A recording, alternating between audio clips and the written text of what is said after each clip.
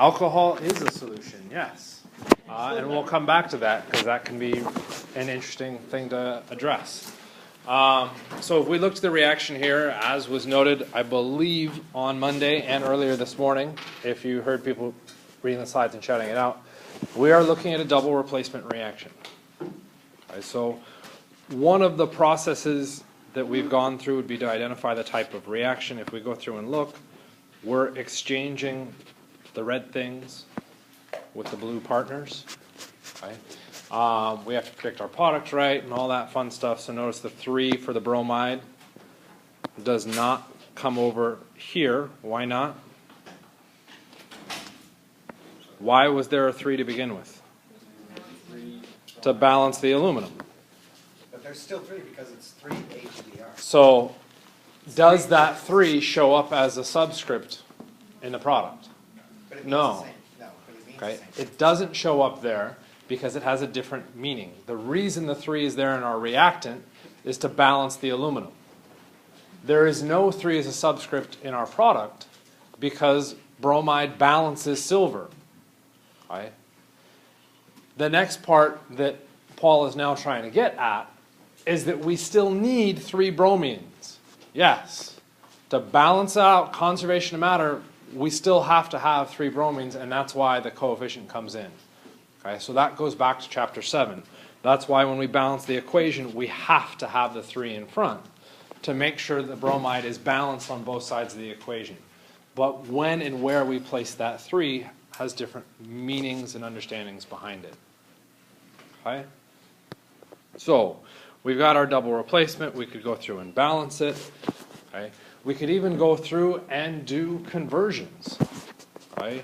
If I had, say, I don't know, 6 grams of the aluminum bromide, I could use the chemical equation to predict how many grams of silver bromide came out of this. I would need to get rid of the unit of grams of aluminum bromide. I would have to convert to moles of aluminum bromide. I have to convert to moles of aluminum bromide because that's the only way I can convert between the substances, is I have to be in moles, molecules, or atoms. We're just going to accept that as our requirement. The conversion factor found for that is going to come from the periodic table, which there's no way I'm going to pull that off out of my head. 80 times 3, 240. Maybe I lied. 240 plus another 30, it's ballpark 270 grams per mole. Okay. I would want to get rid of the moles of aluminum bromide. I can do that by bringing in the moles of silver bromide. Okay. I'm now allowed to convert substances because I'm in the mole unit. That conversion factor is found from the chemical equation. I pull the coefficients from my chemical equation. It's a 3-to-1 ratio. I could then go through and convert the moles of silver bromide into grams of silver bromide. Again, using the periodic table. 110 plus 80, 190 grams per mole. That's not 90. 190 grams per mole. Okay. Ballpark, that gets us pretty darn close as quickly as I went through and did that. Okay. You should be able to go through and specify those numbers correctly and recognize where to find them. Okay. The biggest part that I'm saying students have issues with is you just watched me go through and do this and you said, oh, well, you divide by the molar mass. No, you didn't divide by the molar mass. What you did was track the units and realize that you needed to place that conversion factor in that location. The end result was a division by the molar mass. That was not where you started. That was the end. Okay? Don't jump to the end. Piece your units through. Okay? So that is our old system. We now introduce the new system. If I want to quantify or determine the amount of silver bromide, okay, a mass makes sense. Why does a mass of the silver bromide make sense? Okay? I would make the argument that the mass for the aluminum bromide did not make sense. That was an awful thing to measure. But the mass of the silver bromide is okay. Why is the mass of the silver bromide okay, but not the mass of the aluminum bromide? It's a solid. As a solid, it is a pure substance.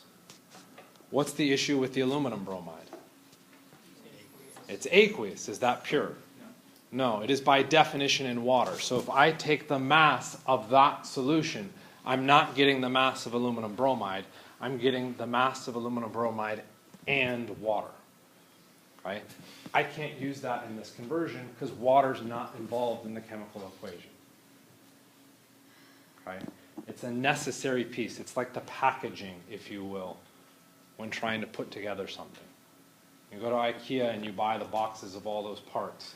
And it's like saying, oh, well, I've got those packages, so I'm going to put the package into my structure. Should look a little weird. Okay?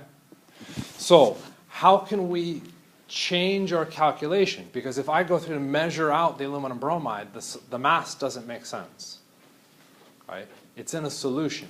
I need to know the specific amount of just the silver bromide that is in that solution. Right? So what I'm talking about is a relationship between the silver bromide itself and then the solution. Right? And in the solution, I'm going to have silver bromide and water. Okay? I need a conversion factor that relates those two values. Right? If we take this a step further, we're looking at an aqueous solution. What phase does aqueous best match? Liquid. Roughly a liquid. Officially, it's not a liquid because it's a mixture, but okay, it's a solution. But it's a liquid. How do we measure liquid solutions? Volume. So when I'm looking at my conversion factor, I need to be relating the volume of the solution to something of the silver bromide. Well, what do I want from the silver bromide? Okay. I could do grams. Look back at our equation. Did grams of aluminum bromide get me silver bromide? Eventually, I got there, yes. But is that where I did the direct conversion? Aluminum bromide, mass of aluminum bromide to mass of silver bromide. Where did I do the conversion between the substances, aluminum bromide and silver bromide? In moles. Okay.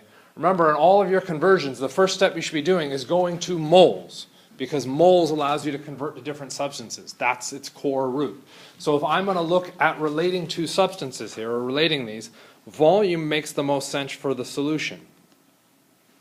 Okay. What is likely our unit going to make the most sense for our silver bromide? Okay. We have the option of grams. Okay. But again, does grams allow us to convert through the equation? Okay. So we have options. We could use grams, or we could use moles. Okay. There's a variety of options. Okay. Lots of different places that we could go. Because chemists are looking at chemical equations, we tend to use the mole to volume ratio, because that skips that first conversion. I now don't have to worry about it. So if I've reported it out as a mole per volume, I don't have to worry about the molar mass because I'm already in moles. Okay? Are there other systems where we say don't really care about the moles, we're more concerned about the mass? Yeah, it depends what system you're looking at. Talked about alcohol. Okay? What are the different forms of alcohol? Okay, ethanol, fair enough. Keep going. What's that? Whiskey. Okay. Ethanol is now looking specifically at the chemical compound. Whiskey is now looking at a blend of alcohol and water. Okay, give me more alcohol. Vodka. Wine, vodka, Tequila. beer, tequila. What is the difference between those things? Different blends of alcohol and water. Different amounts of the alcohol in the water, along with a variety of other things that makes them taste different as well. But you're looking at differing amounts. So when we look at beer, what are we calling the alcohol in that? Yummy? Or The alcohol doesn't actually taste yummy. It's all the malts and the hops. Not that I would know. yeah, we're totally. What is the alcohol in beer? So everybody's clearly under 21. No one ever drinks like beer. I have no idea. You're talking about a percentage. Okay, a percentage.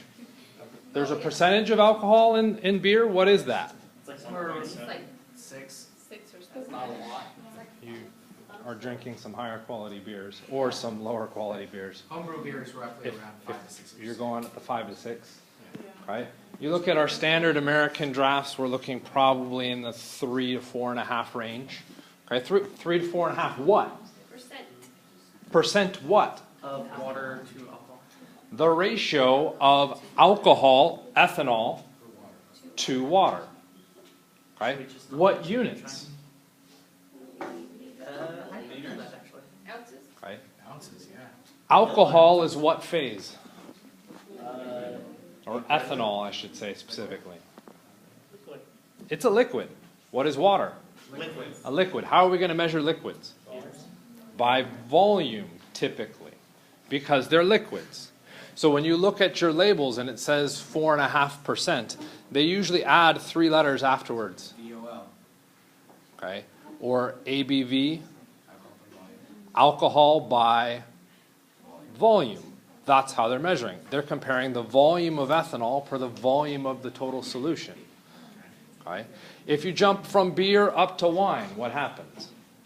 It goes up 3%. Higher percentage. You get a higher percentage. Your wine typically sits, again, depending on your quality, closer to the 13 or 14.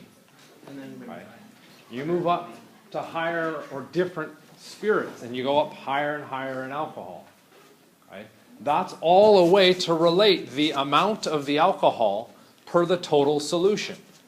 Okay? And in that case, they did volume to volume, not mass to volume. Why did they do volume to volume? The substances we were measuring were liquids. Okay? Why would we do grams to volume? One of the substances is a solid. Why would I choose mole to volume? we want to know. Because I'm doing a chemical equation. Okay? Why are we not talking about moles to volume when we're talking about alcohol or beverages that we're drinking? Because we're not trying to. You're not trying to convert them into anything. You're just being like, well, what's that number? Okay, that's 4%. I can drink a number of those and be okay. Okay? I can drink a smaller number of shots of whiskey and still be okay. Okay? Based off of those numbers. So we've come up with an interpretation of those and we've removed the conversion factor. Our conversion factor is I can drink 2 and I can still walk in a straight line. Right? I can drink 1 and now I can't walk in a straight line. I probably shouldn't drive. You've done a conversion factor there that was all kind of emotional. You've removed the mathematical system to it because you aren't converting it into the byproducts. Those byproducts are what are making you messed up, by the way. Right? So, and some people can't do the conversion at all, and so they get permanently messed up and it becomes a big issue. Right? So, when we're looking at our solutions, we need to come up with ways to monitor what's in there and what's active and what's not active. In chemistry, we tend to use moles per volume because the mole unit is what we use to convert between substances. Okay?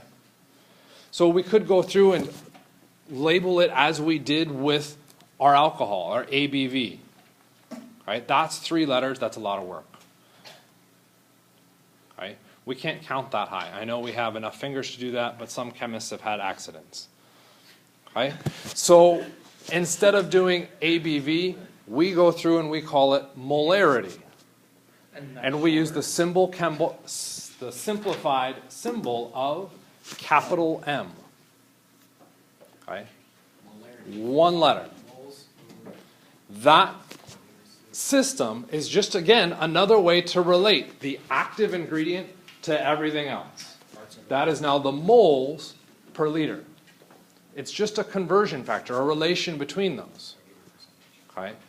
Similar in concept to a percentage, though not a percentage. Parts over a whole? Okay? Parts over a whole is a percentage. This isn't quite parts over a whole. It's similar, different system. Okay? Because parts over a whole, you're talking about the parts per total number of parts. These units are different, moles and liters. So it's not a strict counting. Okay? But it's the same concept as parts over whole, the active over the total system. Okay? Very similar to a percentage. That allows us to now measure the volume of the aluminum bromide solution. And as long as I know the molarity of that solution, I can convert it into an amount. Okay? Once I have the number of those particles, I can then convert it into the number of product particles. Okay? So it's recognizing the information I have and moving through accordingly, which is the same thing we've been doing with every other problem we've encountered. Okay? So, what is the molarity of a solution containing 24.0 grams of sodium hydroxide in a 0.100 liter solution? Okay? So one of the first things that we should do is write down what we're aiming for. We want to know the molarity.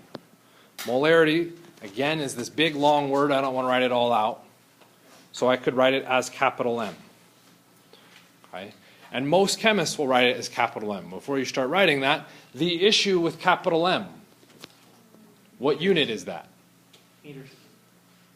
Meters is lowercase m. That's wrong. Capital M is molarity.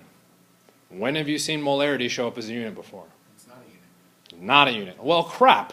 I'm now solving for a system that I don't have any relationship for. So maybe what we should do is not write down the capital M, but write down the units that make that new unit. I want the moles per liter. The moles of elephants? Yes. The moles of sodium hydroxide. The moles of sodium hydroxide in the world? 24 grams.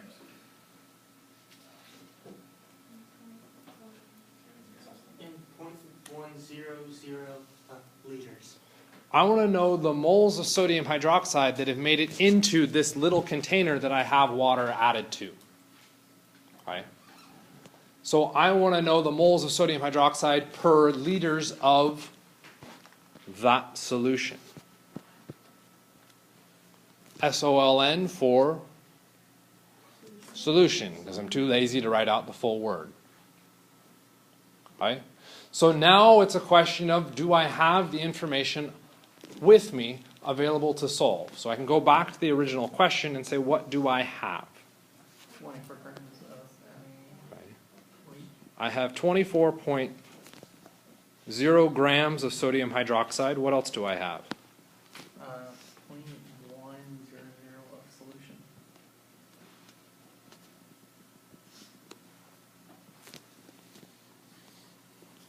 Fine. So now what? For moles? We want to put moles of the substance, so we need to get into moles. We need moles of the substance. Moles of what substance? NaOH. Sodium hydroxide. Which of our given pieces of information should we be trying to convert into moles of sodium hydroxide? 24.0, because that says sodium hydroxide. Remember how I said you should write down the substance? This is why. You now have that information. You can look at it and say, oh, that's why we do this. The other one doesn't say sodium hydroxide. It says solution. Right? So that top one needs to somehow go into moles. Right? Before we start into that, what should the bottom one do? Should we do anything to that? 1. With no unit. I absolutely have a unit. It's a unit. It says liters of solution. Over 1 liter. Right? I have not specified numerator denominator here. This is just a list of stuff at the bottom.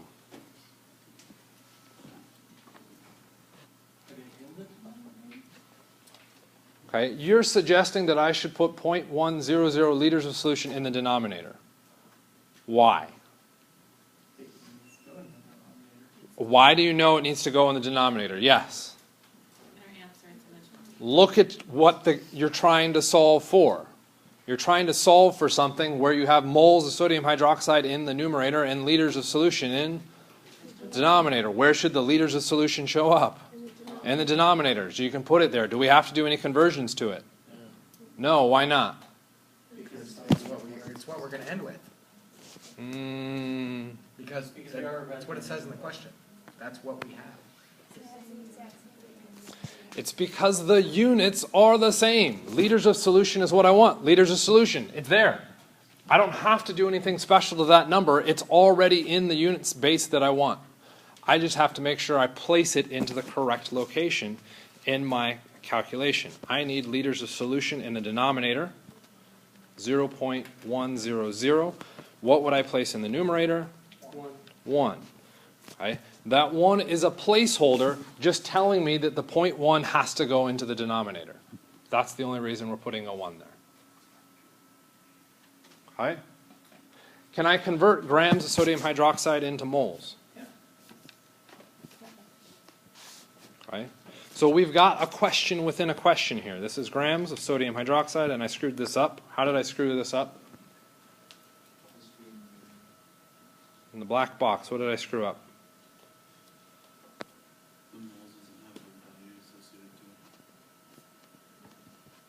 I need the substance for the moles. It's moles of sodium hydroxide. Okay. What do I want to convert? Grams of sodium hydroxide to moles of sodium hydroxide. Where do I find information about mass in moles? That's the periodic table. Sodium is 23, oxygen is 16, hydrogen is 1, 40? 40. 40 what? Moles NaOH.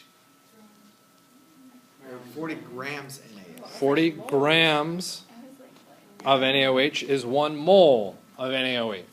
True. I can enter that into my calculator and I would get my moles of NaOH. I could then take that numerical value and I could place it in the numerator. And say, oh, well, I'm doing that. I have a big issue with this. What's that issue? If I now get rid of that 1 and place whatever that number is in the numerator. Because it's not per liters of solution. It's by itself. It's by itself. We know that moles of NaOH Yes. is that number, but we don't know if that's our number for per. It's dependent on the given information. Our given information is moles of sodium hydroxide. Yes, the moles of sodium hydroxide needs to show up in the numerator.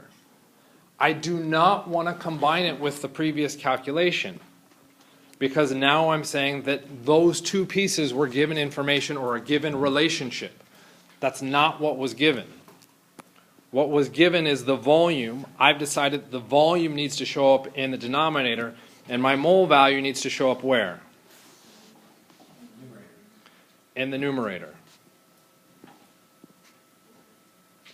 So I could put my mole value up here, whatever that number is. We'll show it in a second. What should show up in the denominator? 1 moles. 1. Because that was my given information. It's just that numerical value. If I put anything other than 1 in the denominator, it changes the meaning of whatever I placed in the numerator. Mathematically, what have I done? I took moles and I divided by volume. Mathematically, what we had written out initially was all valid and correct. The issue is you're combining conversion factors. You're combining steps that I don't think you should be doing because you end up combining them wrong later on. Keep the pieces of information as separate and compartmentalized as possible so that you don't start shuffling information. Okay? Kind of, sort of? Okay. I got a few head shakes yes before I start erasing stuff. Go ahead. Since we know water's part of the solution, does H2O need to show up in the equation? Water we know is in the solution. I don't care about it. Water is helping to make that 0.1 liters. It has no effect on the grams of sodium hydroxide because it's not sodium hydroxide. So I don't have to worry about it there. It's already been folded into the volume system. Okay? 24 grams NaOH Over 40. So we're starting to get some comments about numerical values. So let's go through and do that. 0.54? I don't know, I'm not actually doing that. Can someone do 24 divided by 40 for me, I please? think it's 0.54. What's that? It's 0. Point, Yeah. just 0.6? Oh wow, that was fun. Moles, sodium hydroxide. I can take my number, place it up top. 0.6 moles. Sodium hydroxide, right? This is two separate equations. This is two separate equations. That's why it looks all. Even on mine. Right? And this two separate equations. Why are we showing it as two separate equations? We have clearly demonstrated as a whole that we don't like the one equation format, so I'm showing you how to do this in two separate systems. Okay? I'm going to still make the argument that two separate systems is an awful, awful idea, and I am going to put it together as one entire system in just a second. Okay? That's not what I'm seeing. Okay?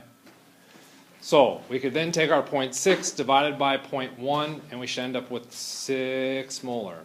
If I did that right in my head. Okay? Or 6 moles per liter. Yeah, I think it'll be Fine. over 0.6. 6 moles NaOH Per liter of solution. What do you use? The molarity 6? of the Is the solution. molarity of the solution. Exactly right. No, no, because it's Six Okay. M. 6 capital M is what we could write. Yes. Okay. I'm now going to kill everything up on the screen unless someone's going to complain about it. So, why do we divide by the solution? We do not divide by the solution. Or why did we in this equation divide by the? I still don't accept that phrasing either. We never did.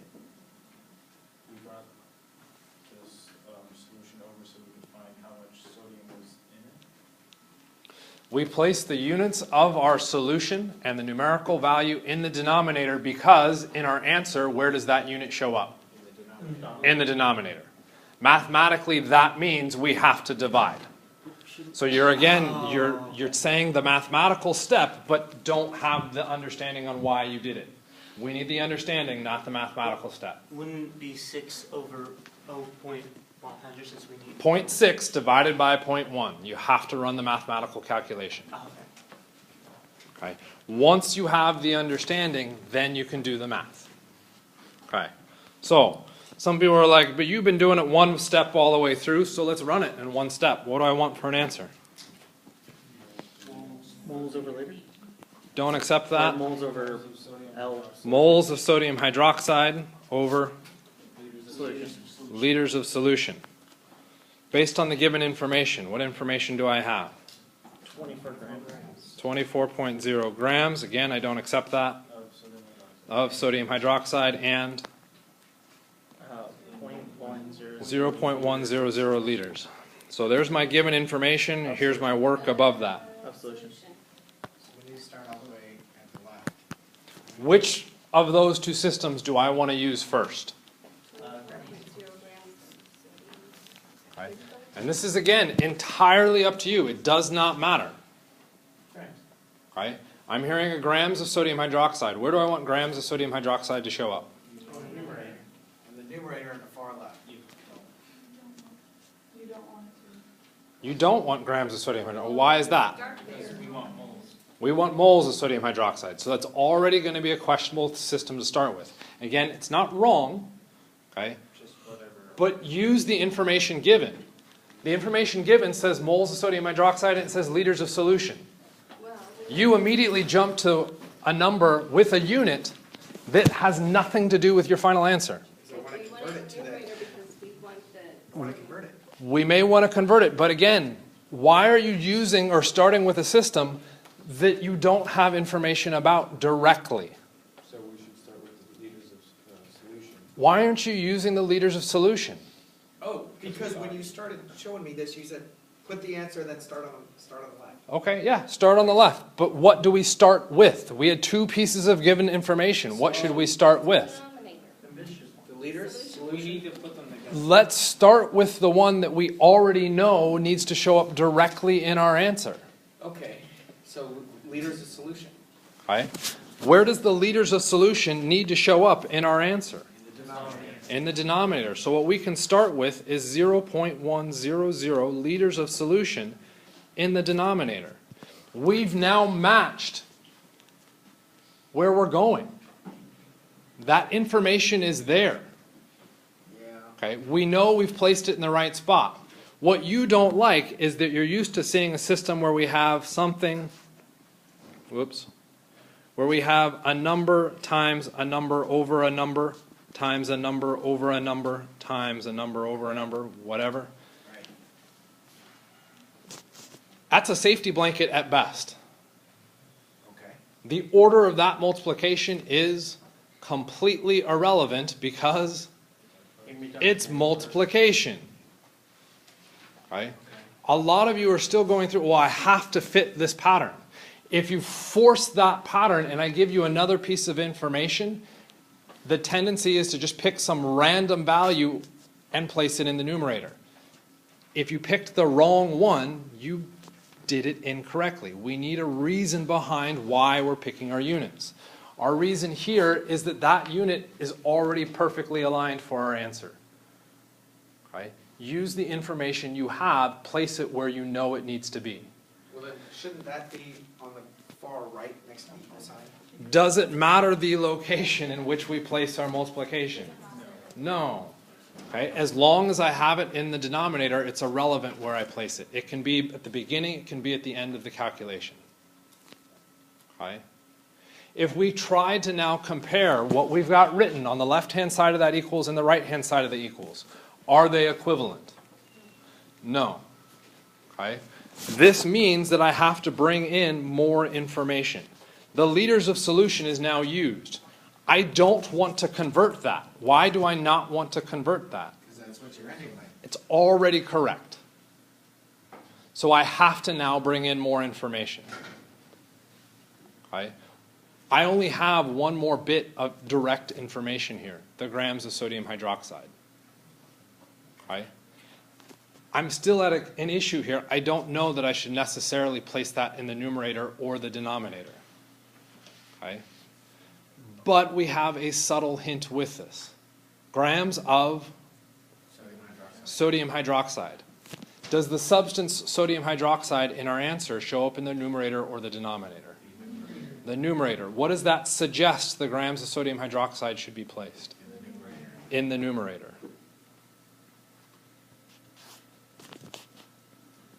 What should show up underneath this? Moles. Because we're converting it to moles, right? Should be a 1. Why are you saying that should be a 1? Because it's just a placeholder. The given information is 24.0 grams of sodium hydroxide. Not 24.0 grams of sodium hydroxide in some number of moles. It's 24.0 grams of sodium hydroxide. Don't start jamming in another conversion. You're trying to condense steps. It's over 1. If I make it anything else, that's not the given information. Use the given information. Would this give me my final answer? No. What has to happen? Convert it to moles. Now I have to convert that sodium hydroxide, or the grams of sodium hydroxide. Okay? So what has to happen to the unit of grams of sodium hydroxide? It needs to go on the bottom. Ideally, what do I convert to? Wrong. Moles of sodium. Moles of sodium hydroxide. Do I have a conversion factor between the grams and moles of sodium hydroxide? Yes. Yes. Where is that information found? That's our periodic table. That then tells us that I have 40 grams of sodium hydroxide in 1 mole of sodium hydroxide. What just happened? Made it one. Wrong thing. Not really that one, though. I've condensed that calculation into one line that gets me to my final answer as opposed to breaking it into 2 steps. Okay? To break it into 2 steps, I had to have memorized that molarity was moles divided by liters. And so I went through and solved 2 separate equations. I had to solve what moles were first. Then I had to solve for what the liters were. Then I had to combine those things into a 3rd calculation. That was 3 steps to do one thing. What is your confidence level with each of those steps? Give me a percentage. Like 85. 85.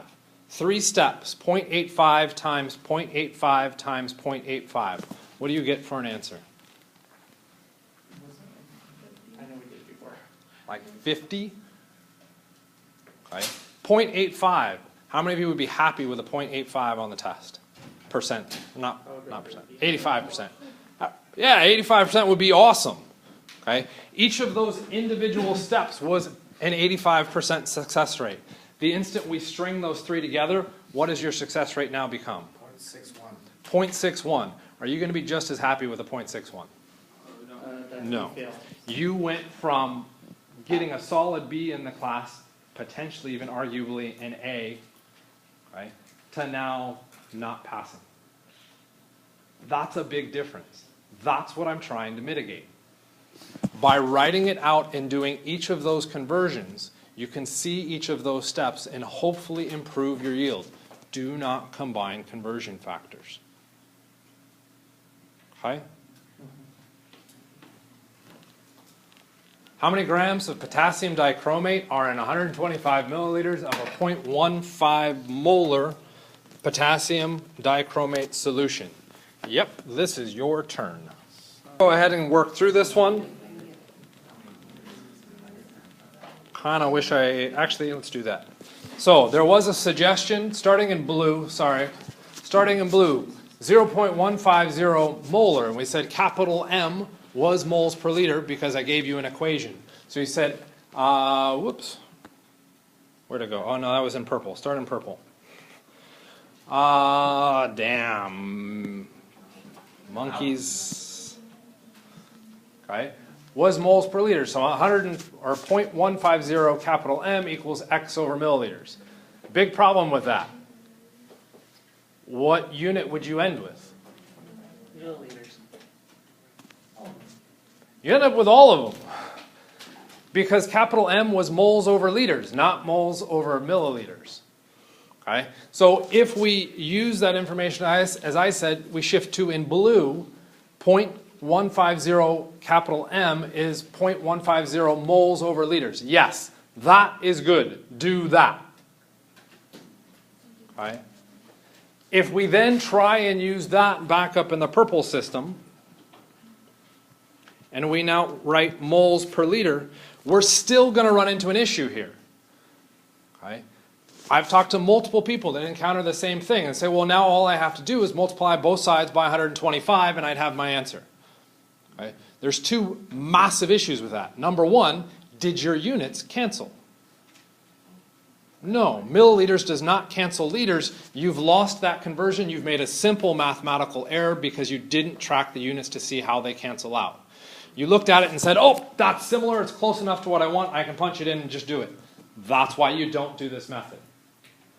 Next issue. Let's say we fix the milliliter thing. What would our units of X be? I would never recommend you do it this way, but what unit will we get for X? Okay. The long pause is telling. You're having a hard time manipulating the unit through that system. Okay? That's the problem with this method. Okay? A couple people did manipulate it through and you get moles. So cool, you solved for the moles. Awesome, phenomenal, great job. You still get the question wrong because what does the question ask for? Grams. Okay? You have to run yet another conversion on top of that. So you've used a method that has big flaws that took your success rate probably from that 0.85 confidence down to probably a 0.3. Okay? That even if you get it right, gets you the wrong answer, you then have to scale in another conversion that your success rate is now at 0.3. Your odds of getting that question right drop to 15% from 30%. Neither of those numbers were good. That's why this method is awful. It works great in algebra where there's simple systems. We're not there. Okay? So, let's clear it away. We're just going to work straight through this. What do I want for an answer? Grams. Grams, officially, grams of potassium dichromate. It's okay that you don't know how to say that one. Okay? I would now go back to my given information. Okay, I'm going to write my given information above the question because we had issues with deciding numerator denominator stuff. So if I put it up here, hopefully we lose track of that issue. And 0.150 m, capital M. Instantly, you see capital M, don't write capital M. That's awful. Don't do it. It's bad. Okay? It is moles over liters. Moles of what? K. Whoops. Oh, there we go. K2, I already forgot what I was writing. K207 over liters of Solution. solution. What was the 125 milliliters? That was how much? I don't know. Oh, there's a balk there. It doesn't actually specify. Just because the language isn't crystal clear doesn't mean we can't make that assumption. That is 125 liters of milliliters of solution. Okay? Let's see how close I got. This becomes a bit challenging. I want grams of potassium dichromate. I'm given milliliters of solution. I'm given a relationship between moles and liters of solution. What do you want to start with? Okay, the milliliters. I'm fine with that. Where do you want to place the milliliters? Okay, numerator. I did numerator, to be honest.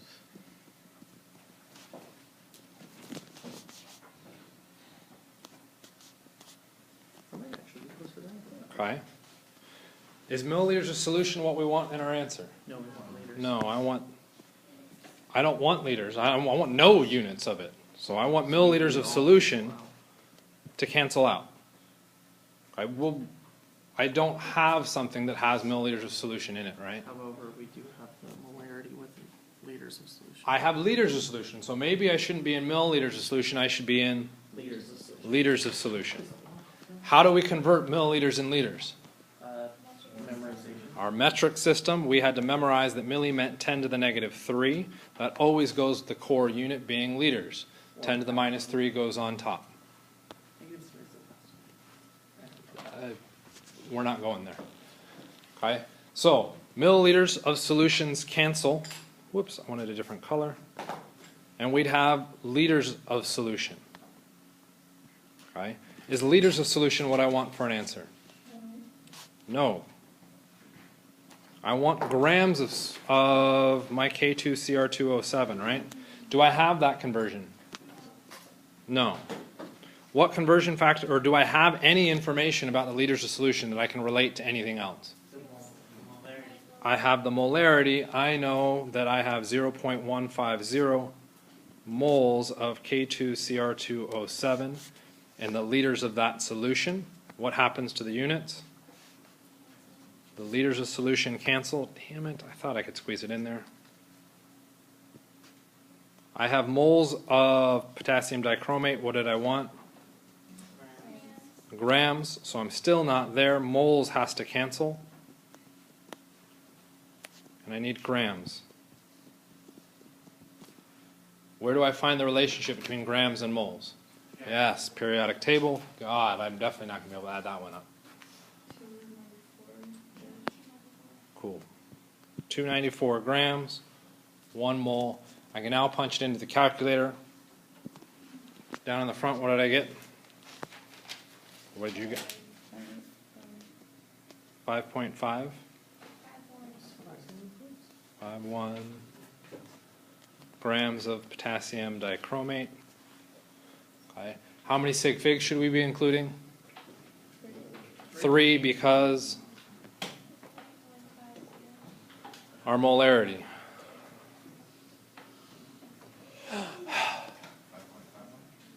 Wow, it was Right. actually a lot closer than I thought it was.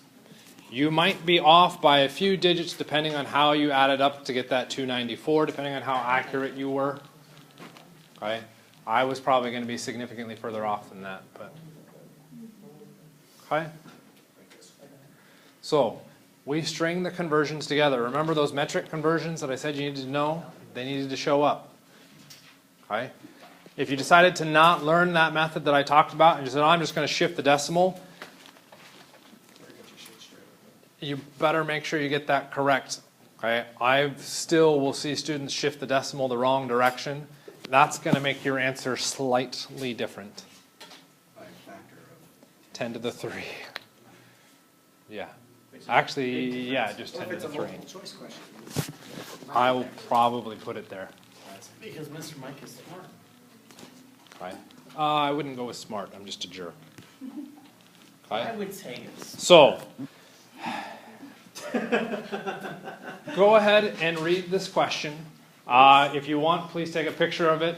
I'm not going to make you go through and do the question or the following extra credit part of it, but it may show up as a question in a future time, like in 2 weeks, primarily as an extra credit, right? Or at least some derivation of it. So read through it, take a look at it, and think about what you would have to do to solve it. Is the test the week after? What are we solving for? Molarity of nitric acid. Capital Right. M. We could say capital M, but again, it's usually more sense to write out our moles over liters of our solution. Okay, we're going to run into an issue with our liters of solution. Solution of what? Alcohol. Okay, so if we look at this, slowly adds barium hydroxide. If I write out barium hydroxide, Molarity.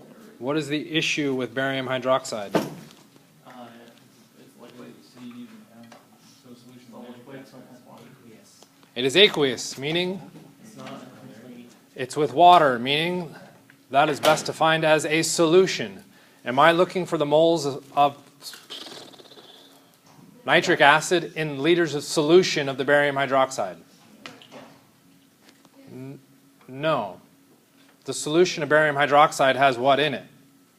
Nitric acid. Water and barium hydroxide. It has no nitric acid in it. Right? I'm not looking for moles of nitric acid in liters of any general solution. I'm looking for moles of nitric acid in liters of solution of Nitric acid. nitric acid. Right? We'd have to be careful in our analysis to make sure that that unit system is there. We would now have to kind of deal with the rest of the question. What other information is given in the question? She put 745 milliliters of acid in a flask. I have 745 milliliters of the acid, so solution of Nitric acid. nitric acid. Hey, we need that. Okay, we'll need that because I need liters of solution. What else is given information? I have, whoa, come on, pen.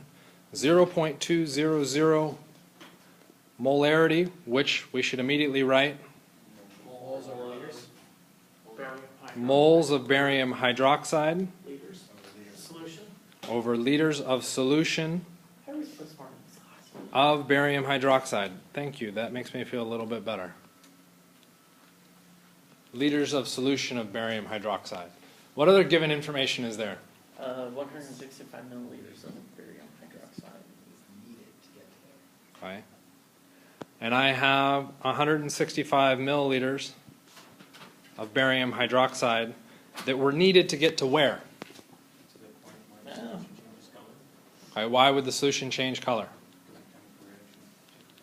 What chemical reaction? I've reached the equivalence. The point where the moles of the hydroxide equal the moles of the hydrogen. What? What am I talking about? No idea. Hydroxide, barium hydroxide. Yes. Nitric acid has what in front of it? Hydrogen ion. That volume makes those two species equal to each other. So if I know the amount of barium hydroxide at that point, or the amount of hydroxide, I also know the amount of acid that was present. Okay? How would I do that? I'm now relating two species. I wonder if there was, or two substances. I wonder if there was a way to relate two substances. Moles, so you would use the molarity of both? We cannot convert, where do you get the mole relationship to convert two substances? Yes. From a chemical equation. There's no chemical equation here? We can make Make one up. You mean barium hydroxide with nitric acid, because those two things are getting mixed, right? Would produce what? Oh God, I don't know how to do this. We're not responsible for knowing how to do this type of reaction. Yeah, we are. Yes, you are. What type of reaction is this? It's a neutralization reaction. You're responsible for recognizing that we form HOH and barium nitrate. You are also responsible for recognizing and balancing that equation. What is the charge on hydrogen? What is the charge on hydroxide? -1. Is that formula correct? Yes. What is the charge on barium? +2. What is the charge on nitrate? -1. I appreciate the strong confidence and other wrong answers in that.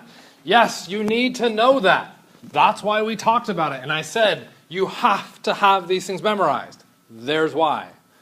Okay? Is that formula balanced? No. What do you need? Another one of those. We have to have our parentheses and the two nitrates. Okay, now what do we do? Now we have to balance the... Now we'd have to balance the whole equation. So it just came up Okay. with another nitrate. Because the equation is not balanced. To balance that, we should see that I need a 2 there and a 2 here, and everything is now balanced. I now have a relationship between the nitric acid and the barium hydroxide. I can now convert those substances. All of those pieces are things that you're responsible for knowing. By reading the question, everything written up there, you should know. You have to know that that's the chemical equation, because we talked about reading English to come up with that chemical equation. You should know we have 165 milliliters of barium hydroxide because that information was in the question. You should know you have 0.200 moles of barium hydroxide per 1 liter of solution of barium hydroxide because it's in the question. 745 milliliters of solution of nitric acid because it's in the question. Moles of nitric acid per liters of solution of nitric acid because it's in the question. The rest of it is now how do you string all of that information together to get that final answer. Is this something you can do? Absolutely. Okay? It is challenging, but you should be able to do it. If you can do this, any question I throw at you should be a cakewalk. Because this takes everything we've talked about it and wraps it into one giant nasty ball of honey goodness. I can't make a chemical equation. Okay? If you can't make, or you can't do any one of those steps, okay, some of them are going to require help outside of class. Some of them go back to the sections that were relevant. Coming up with the chemical equation, chapter 7. Okay? Read chapter 7. Interpreting the information out of the question, that's going to come down to how you're reading the text, okay, and how you're reading questions. That's probably going to be more of a one-on-one with either a tutor or me and trying to look at how you're processing your reading on the question to make sure you get that information. If any one of those steps is invalid, the whole system crumbles. Okay? You have to build up from the bottom. Okay? That was thoroughly depressing. So here's what the assignment was going to be. Coming up with a process to solve this. I've been doing this for 2 years. I think one group has come up with an actual process that's, Holy cow. that's worked. Lots of people have come up with the answer. Not everybody can come up with a process. Okay? The next idea was that you would pass that process to another group. And then if that group can follow your process, then you would get points. Okay? Not easy, which is why we're just removing it as an extra credit assignment because it's not working well. So instead, we'll just make it an extra credit question in some form or another on the test. Which gets us into the gases. Okay? When we're talking about gases, okay, we've now again changed phases. What's going to be an issue potentially with our gases? They expand and contract. They can expand and contract and still stay a gas, which means volume can vary. And as the volume varies, the amount can stay constant. Whereas with a liquid or a solid, when I change the volume, what happened to the amount? It also changed. So I could have nice, easy conversion factors.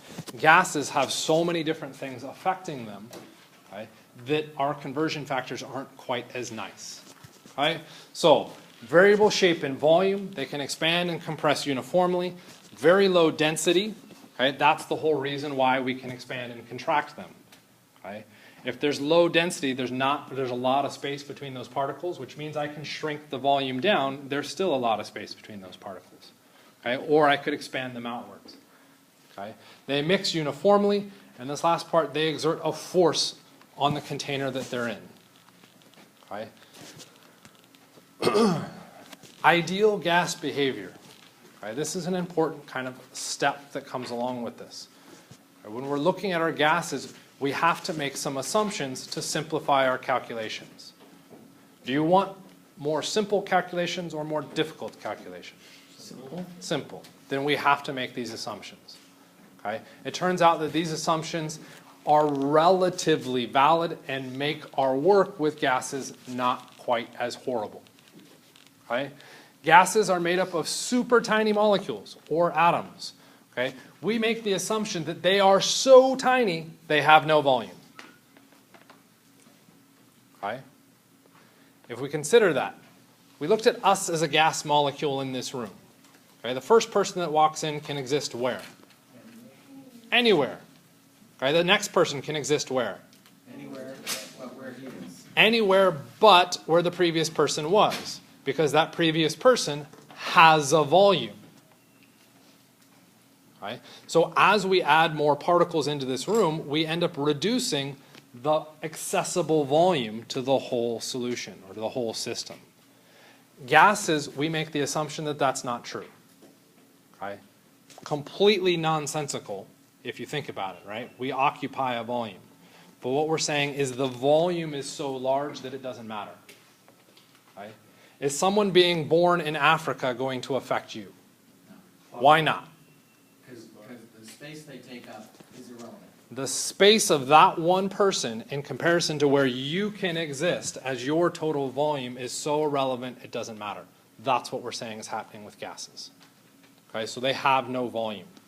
They will move in rapid motion in straight lines but random directions. Okay, so a particle is not going to move in one direction and go, yeah, I don't know, I like that direction, just turn around. Something has to force it to move, like running into a container, and it can move and bounce off those containers, or another particle. But it's not just going to change its mind mid-stride and just do something else. Okay?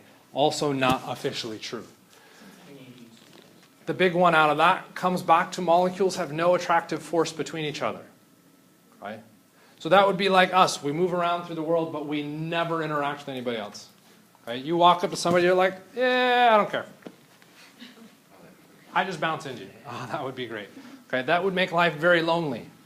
Okay? It would fix the divorce rate. Why would it fix the divorce rate? There'd be no connections between people. There'd be no marriages. Okay? We'd also have no fights because there's now no attraction between people. There's no negative attraction between people. We've removed all of those interactions. That's what's happening with gases. Okay?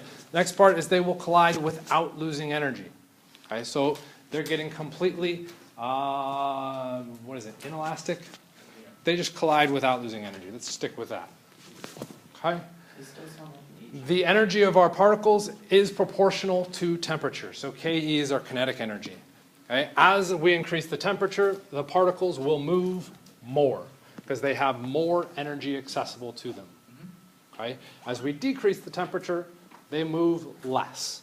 That's all that statement is making. Okay? The big thing that comes out of this chapter, which is officially in chapter 8, which is a section I told you to not read in chapter 8, that 1 mole of any gas equals 22.4 liters. What does that look like to you? It is a conversion factor that allows you to relate moles to liters, which looks an awful lot like molarity. Is this molarity? No. When do we have molarity? When it's a solution. When can I use this conversion factor? When it's a gas. You have to be aware of the phases. If you start using this conversion factor for your solutions, it's going to be wrong because a solution is not a gas. Pretty much all of the ideal gas behavior is invalid for solutions.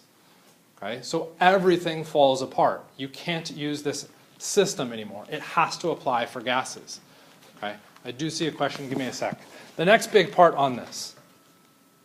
There's parentheses. When have we seen parentheses before? When things are important. Typically in our solubility rules, right? We saw those parentheses. And within those parentheses, what were they? The exceptions. The exceptions. Okay, well, this is a tiny exception, so it's not a big deal. Right? When at STP? Well, it's just 3 letters. Who cares? Standard, temperature, pressure. Right? Standard. That means it's consistent, regardless of who you talk to. No. It should be. It's not. Okay? Depends on the field within science that you're in, they will change standard temperature and pressure. Thank you, scientists. Okay? I blame the engineers. Okay? And also kind of blame the rest of scientists too. Okay? What is standard temperature? 0 degrees Celsius. Why do we pick that for our temperature? Because it's 0. It's easy to work with. Okay? Why is that a horrible temperature to an engineer to work with? It's not that they don't work with Celsius. What is 0 degrees Celsius? Cold. Cold. That is the freezing point for water. Okay? Is an engineer going to be doing most of their stuff at 0 degrees Celsius? I would. No. What are they probably going to be working at? Probably in an air-conditioned room, the lazy jerks. Okay? At room temperature, 22 degrees Celsius. Is that going to change that expression? Yes. A lot. Okay? Pressure. The pressure we're at least thankfully somewhat consistent on. We accept it as 1 atmosphere. Okay, as our standard pressure. Okay? For those of you who know anything about pressure, when are we at 1 atmosphere? At sea level. Is everybody at sea level? No, which means, is the pressure standard for wherever we are? No, which means, is that expression valid? No. So I'm telling you, or the book is telling you, I'm not telling you to do this because I think this is stupid. Okay? And the curriculum is telling you to do this too. We're telling you, you need to memorize this expression that works only when it's a gas, only when we're at a temperature that we never are at, only when we're at a pressure when we're never at, but you need to memorize it. That gives you the ability to convert to where you are. And it's a lovely, and this actually does not give you the ability to convert to where you are. Okay? This just says a mole of any gas is 22.4 liters. The ability to convert is a different expression that subs in temperature at 0 degrees and pressure at 1 atmosphere. That expression is important. That one's important. This is complete and utter crap, and yet we've decided to use it because it simplifies conversions. Can't be a fan of that. But that's what you're required to memorize. That is probably the biggest thing to get out of the gas chapter, is that when working with gases, that is pretty much what you're concerned about. After that, what I will end up doing is, I'm just going to have to accept it. I will end up lecturing on Monday about gases and try and go super, super fast through that section. There's a bunch of relationships within it. Pretty much the big thing that comes out of it is this expression, okay, here. Okay. That's the big one that's super important. The A is just saying for that condition or that substance, okay, which is sometimes rewritten as PV equals nRT, also known as Pivner. Okay? That is the one equation you should absolutely memorize because that gets you STP, ideal gas, 22 liters, all that, 22.4 liters and all that fun stuff. Okay? So we'll pick up there on Monday, ballpark, and then we're going to have to move into the really fun stuff of limiting reactants.